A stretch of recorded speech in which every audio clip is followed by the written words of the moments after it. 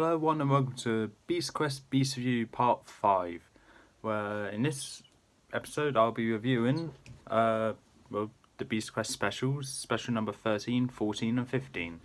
Those are Okawa, the River Beast, Skolo the Bladed Monster, and Jakara the Ghost Warrior. So if you haven't read the books, please read them yourself and then come back to this video, because I don't want to spoil anything for you guys, because there will be spoilers. And if you want to go to see the book reviews, go to the YouTube channel Lucas Green. All the books I reviewed on my channel is on his channel. So let's get right into this. So we're going to start things off with Okawa, the River Beast. Design is an 8 out of 10. Bit humanoid, but not humanoid at the same time. Can't really explain it. It's more like a turtle on two legs. Besides that, it looks intimidating. It looks great, and I like the shell it has that we've seen a couple of times in this book. Abilities are 7 out of 10. A slash or bite from it on someone else will infect them, making them a loyal henchman to Okawa. And it can swim really fast, and it gets pretty much all its powers from water. The more water that's in the forehead thing here, the more powers in the forehead thing here, the stronger it is. The less, the weaker it is. So a bit of a drawback, but whatever. The fight was a 9 out of 10 because it's actually kind of interesting, because it was one of few battles that had Tom fighting the beast without Alina's help, which is something that's unique, rarely ever seen, and I personally enjoyed. And it had a bit more of emotional impact on Tom, as it was Tom versus not only a beast, but his uncle, which was the beast, which was also kind of good. The total was 24 out of 30, a great beast overall. The fight was intense, abilities are great, but his powers weaken the longer he is away from water. So that's going to be a bit of disadvantage for him in Battle of the Beasts, but I'm sure I'll think of something to make him seem equal terms. Moving on to Skolo, the Bladed Monster. This one is design is a 10 out of 10. Second 10 out of 10 already. This one is incredible in design. It looks intimidating, very metallic, which is, well, kind of hinted in the title. Looks intimidating, looks very nice, and there are many other beasts which look similar to it, or have a similar thing going on with its design, but this one I think pulls it off the best, and is the reason why it's got the highest score out of all of them, because I think it looks the best out of all of the beasts that look similar to it. Abilities are an 8 out of 10. The legs she has are sharp and can pierce rock. The wings are sharp and can slice rock. Obviously. The shell she has going around her entire body, even the underbelly, is impenetrable, basically. I'll put it over here. There we are, better view of it. Impenetrable, so impenetrable to projectiles, and she can shoot out a gunk from her mouth, which can either stick her victims down to the ground, or with it still connecting to her mouth onto the victim, she can just swing it around, swinging the victim around as well into walls, floor, roof, floor, roof. There we are. And into other people as well. I can see myself with some very good plans here for Battle of the Beasts when it comes to it. But yeah, Skolo, great beast in my opinion. I'll move that a bit there now. Total is 26 out of 30. Great design, obviously, with good abilities and a fight which isn't perfect, but is really good though. Oh yes, I forgot to do the fight. Fight is an 8 out of 10. It was it was Tom proving to Skolo that he is innocent, not having intentions to hurt her child, which was in this really precious material of an egg, and just proving he's innocent and saving the baby and also helping her out as well from her trap in her own gunk, which is something relatively old but kind of unique at the same time because we rarely ever see that. I'm sorry for forgetting to add the fight total, but it's an 8.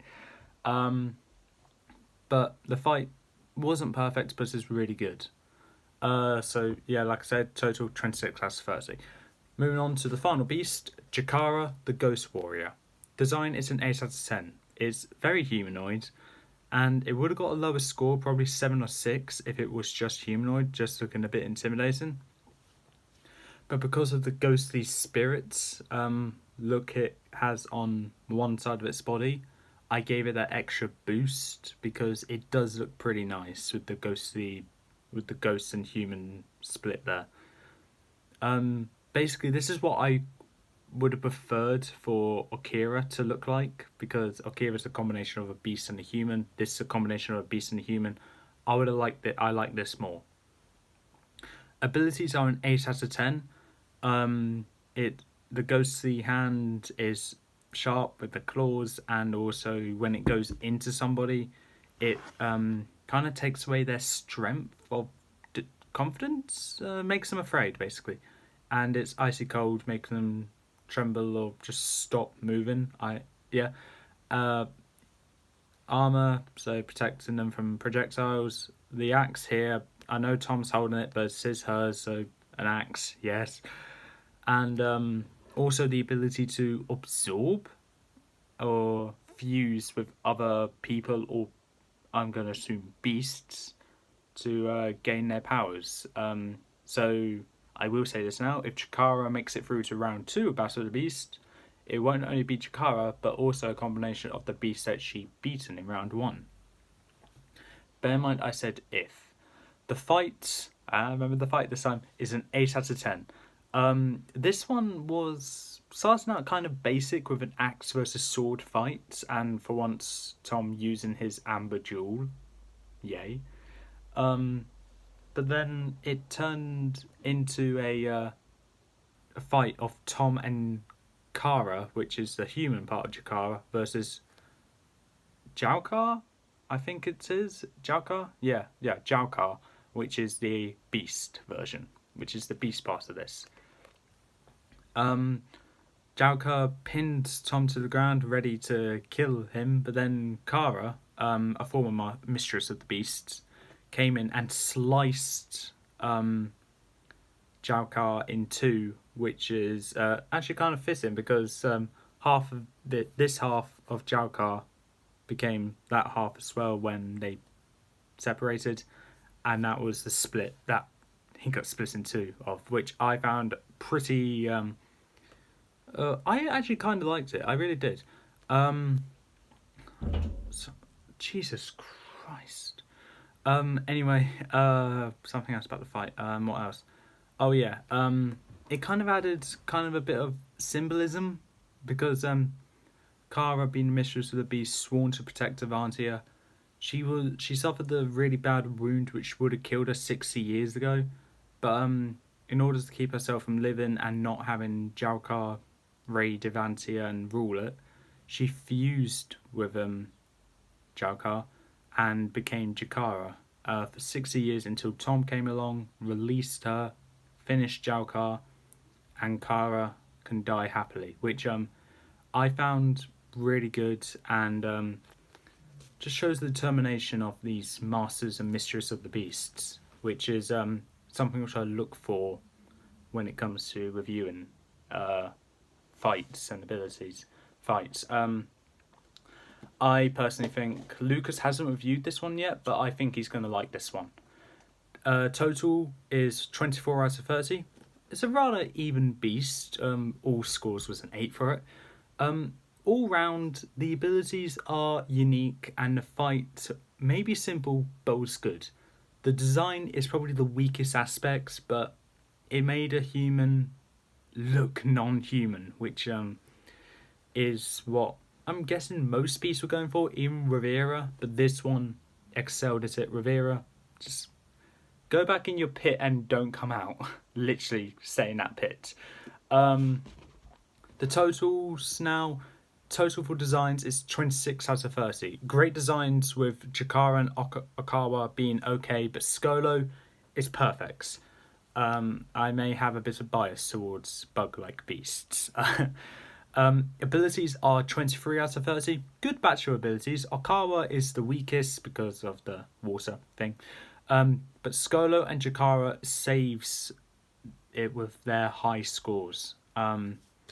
Which, trust me, is needed. Because their abilities are good, unique, and both of them, mainly Skolo, were on the verge of getting into the 9 sector. Fights, 25 out of 30. Great batch of fights, and all special... what? Yeah, okay. Great.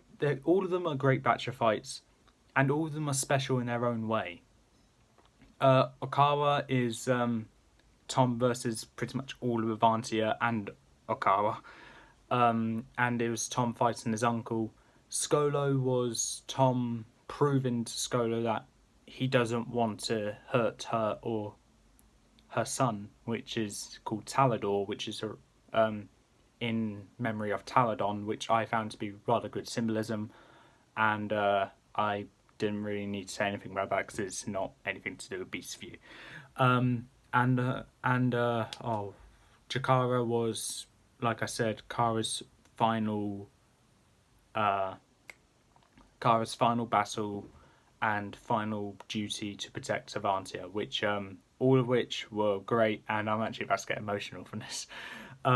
They all, like I said, all special in their own way, and in my opinion, the best fight, highest score is Okawa, but my favourite fight was personally Chikara, really.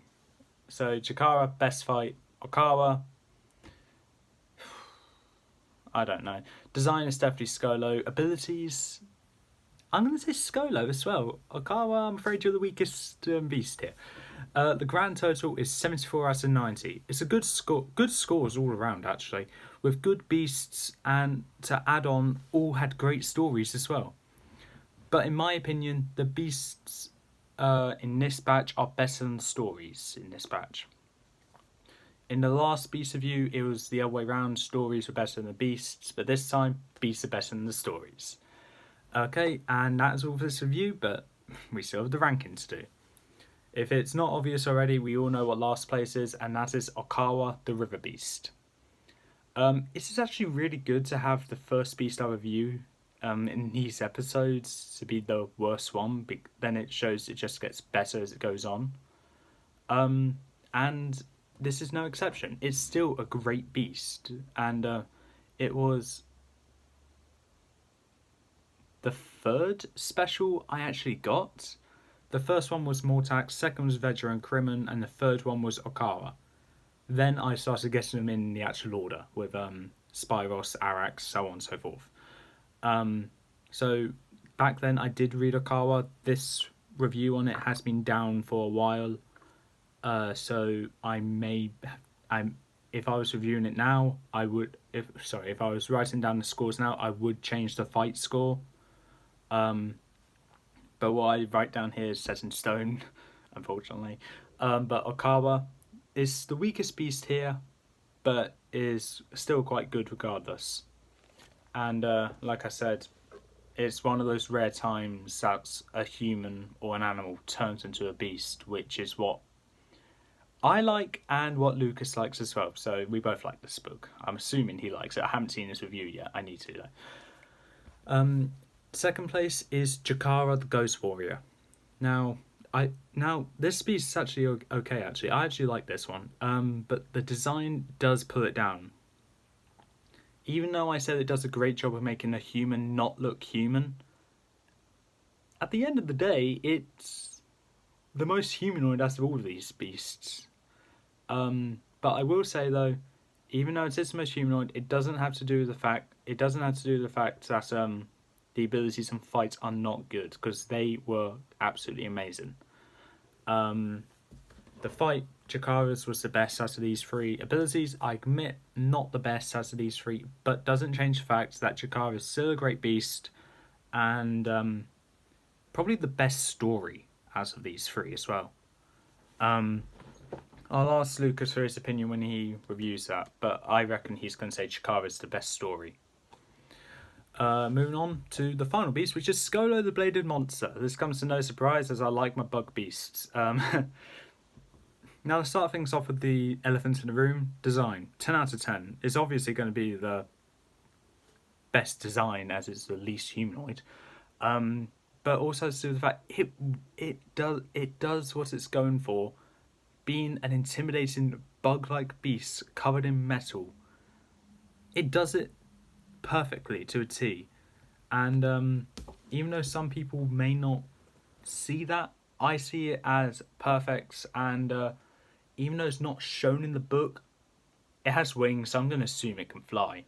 The abilities, like I said, are good. The fight isn't great, but it is good because it was something which I like to see in fights where it's just Tom proving to the beast that he doesn't want to harm them, and proves it by helping out her young, then helping out her, and then turning around and actually fighting the main problem. And then it added on to, we find out another duty for the Master of the Beasts, which is to name newborn beasts. And then the resemblance that Tom had to naming the beast to his father is a good way to remember him. And if Skolo's son, or Talador, is going to be anything like Skolo, we got two really good beasts. So yes, Skolo's my favourite out of these three. Nothing you could say would change my mind. I will be completely honest. I actually started out reading these thinking, Alcala's probably going to be my favourite because it's nostalgia, but no. No, it's actually my least favourite out of these three. But yeah, still great regardless. So yeah, that is all for this time. If you like what you saw, leave a like, leave a comment, don't forget to subscribe, press that notification bell down the corner below, and I'll see you next time. Okay, I missed the ending button. Okay, let's try that again. And I'll see you next time.